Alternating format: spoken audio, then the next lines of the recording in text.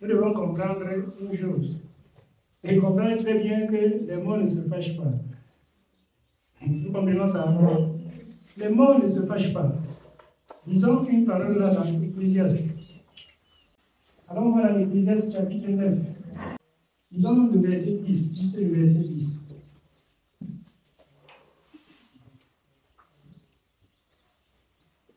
Tout ce que ta main trouve à faire avec ta force, fais-le. Car il n'y a ni eux, ni pensée, ni science, ni sagesse dans le séjour des morts. Amen. Oui, ça c'est un passage parmi tant d'autres. Il n'y a ni pensée, ni sagesse, ni réflexion, ni œuvre dans le séjour des morts où quelqu'un est. N'est-ce pas? Donc, il faudrait que nous retenions une chose une fois pour toutes, c'est que quand nous parlons à un mort, à quelqu'un qui est mort, oh maman, même si c'est ton jumeau, même si c'est ta jumelle, oh ceci, cela, c'est un esprit autre que nous sommes en train d'appeler. Et il est prompt à se présenter. Il est toujours, avant qu'on appelle même, il est là. On parle seulement pour accomplir le fait qu'il attendait que quelqu'un me parle. Quelqu'un parle et j'agis. Il était là. C'est un autre esprit que nous sommes en train d'appeler comme ça. Et il est prompt à répondre. Les morts ne réfléchissent pas, ne pensent pas. Ils n'ont rien. Leur mémoire est oubliée. C'est écrit dans l'Ecclésiaste toujours. Dans le passé, les jours qui passent, c'est oublié. Même ton père ou ta mère, quand elle meurt 2 minutes après, tu n'appelles plus ma mère. Tu dis de quoi de ma mère? N'est-ce pas? Est-ce qu'on s'est rendu compte de ça? Tu ne dis plus que ma mère, tu ne peux plus dire que ma mère est couchée dedans. Tu ne peux pas dire ça, non? Et dit même inconscient, même sans vouloir, tu ne peux pas dire que mon père est couché dedans. Non, le corps. Quand ce n'est plus ton père, il n'est plus là. Il ne peut plus rien faire pour toi. Il n'a plus de force, il ne peut plus rien faire pour toi. C'est pour cela que nous allons voir dans, vraiment, c'est pas mal trop lié.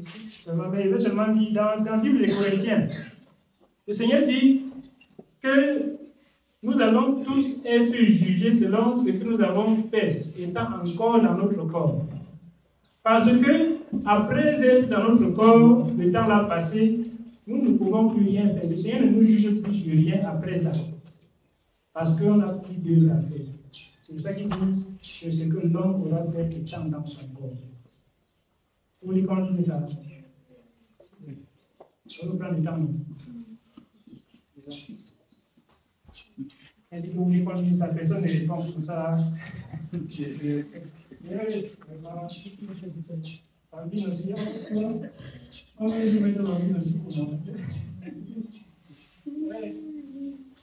Bon, vous allez seulement m'expliquer, c'est pas moi qui fais. On dit seulement la demande.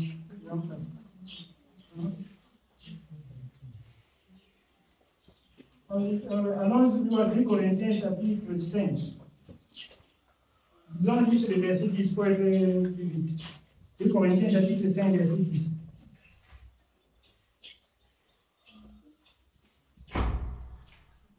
Corinthiens chapitre 5, verset 10. Car il faut tous comparaître devant le Seigneur de Christ, afin que chacun reçoive selon le bien et le mal qu'il aura fait, étant dans son corps. Voilà.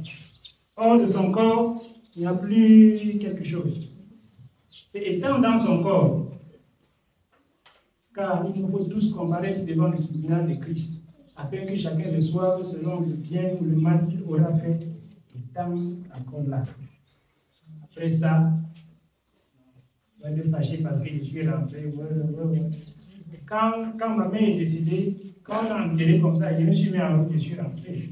Il n'y avait même souvent personne qui m'a amené, sinon je partais même encore en terre. Parce que l'état des choses ne permettait même pas que je sois là.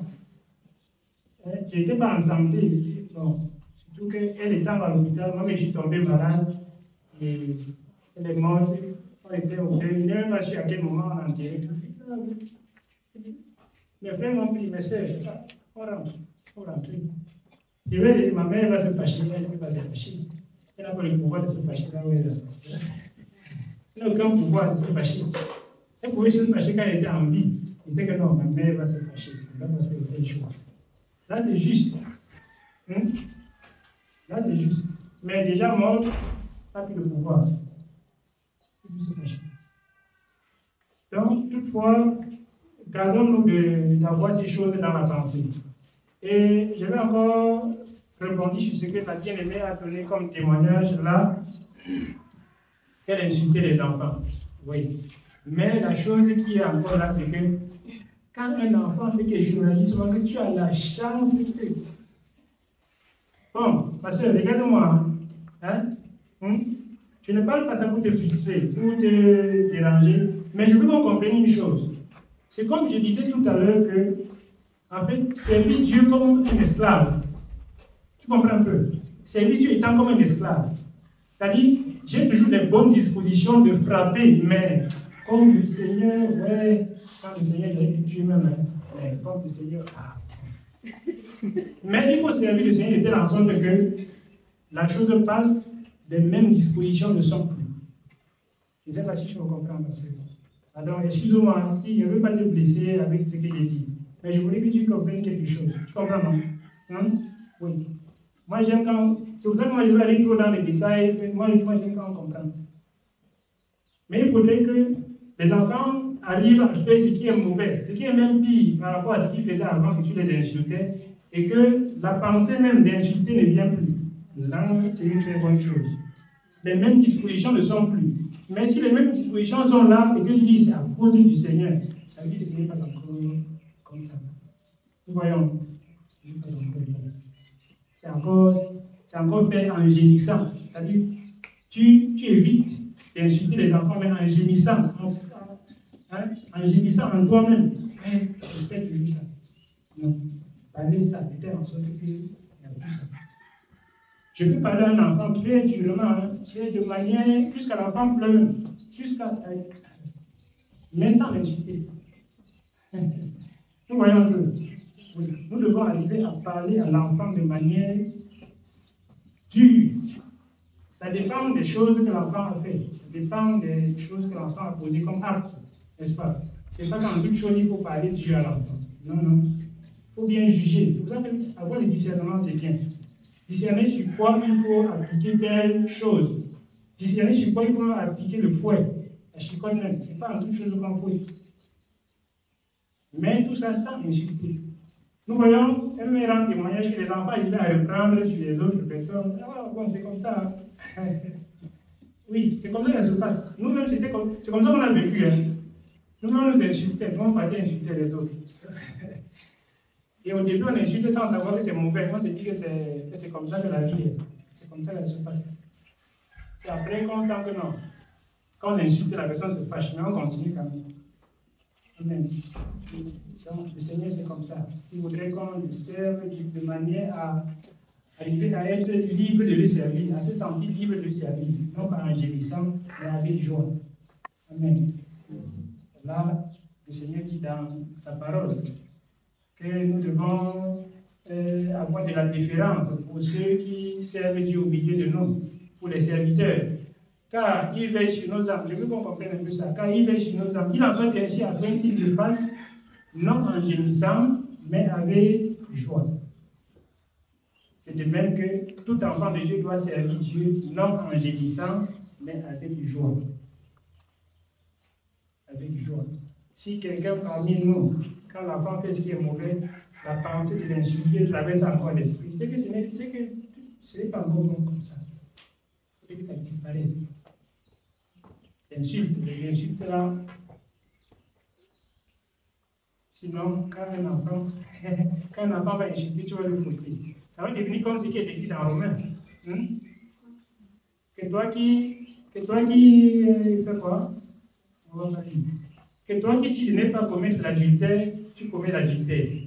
Donc il faut que l'enfant, parce qu'il a insulté, toi-même tu insultes. C'est pour que l'enfant fasse quoi? L'enfant doit copier quoi? Tu dois copier que ça.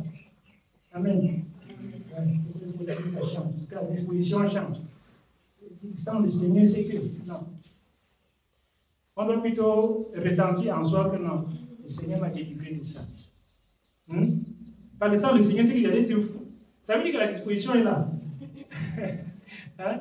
Et si le Seigneur fait un peu comme ça, avant qu'il nous ouvre les yeux, qu'on n'a rien fait, non, mais ça va. Le Seigneur n'a pas vu. Non.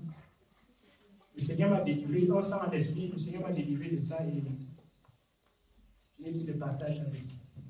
Amen. Le Seigneur nous bénisse.